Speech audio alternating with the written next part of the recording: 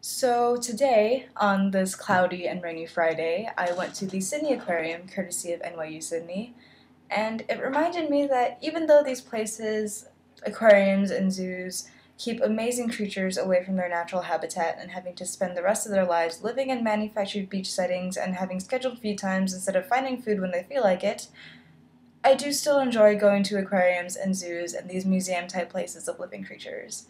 Obviously, the best way for me to see these creatures would be to go to a beach or to go to the Great Barrier Reef and do a scuba dive and get an up close and personal, but I don't really have the resources to be able to go off and do that. Even though, yes, I am in Australia and I'm a lot closer to the Great Barrier Reef than I ever will be for the rest of my life. But still, places like these allow me to see really beautiful animals when I wouldn't get a chance to otherwise. Don't get me wrong, I'm still gonna try to find a chance to do the scuba diving thing too, but the aquarium is a decent substitute for now. Also, being at the aquarium reminded me of the beautiful curiosity of human beings. There are always children running around, poking the glass and screaming with delight whenever a shark comes near.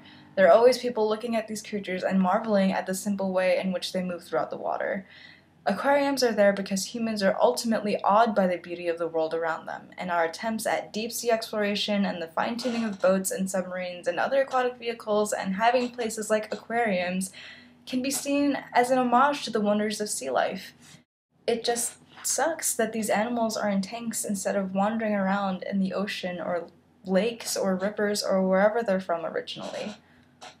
Sydney Aquarium was a good way to spend my Friday afternoon despite the bad piece of red velvet cake that I had at the overpriced aquarium food court and having to walk around in the wind and rain and my feet being cold.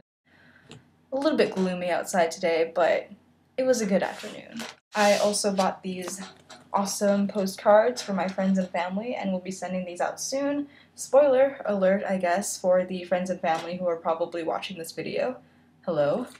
Also, this past week I've been going to Observatory Hill a lot. It's probably my favorite place in the city. It's this beautiful view of the harbor bridge.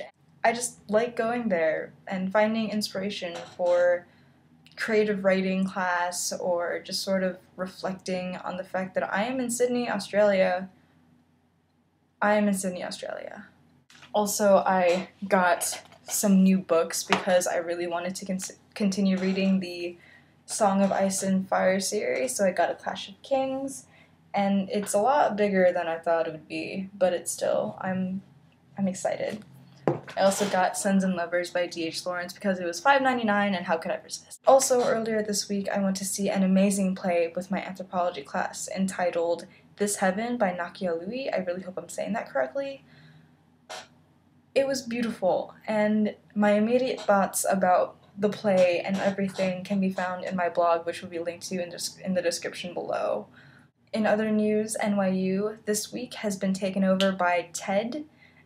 They did a campus takeover of NYU, and as a global storyteller, I was invited to contribute to the TED project, the TED Takeover, by saying, what does it mean to be in and of the world? How does being part of a global community affect my personal identity? How does my personal identity affect how I see the global community? All of that. And as a response, I wrote a poem, and I think maybe I'll upload a separate video for just the poem, but it can be read in my Study Abroad blog as well, which would be linked to down in the description below, as well as the Tumblr for the TED Takeover of NYU.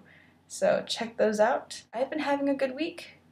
I hope everyone has been having a good week as well, and I hope you have an even better weekend. And yeah, that's it for me. Bye!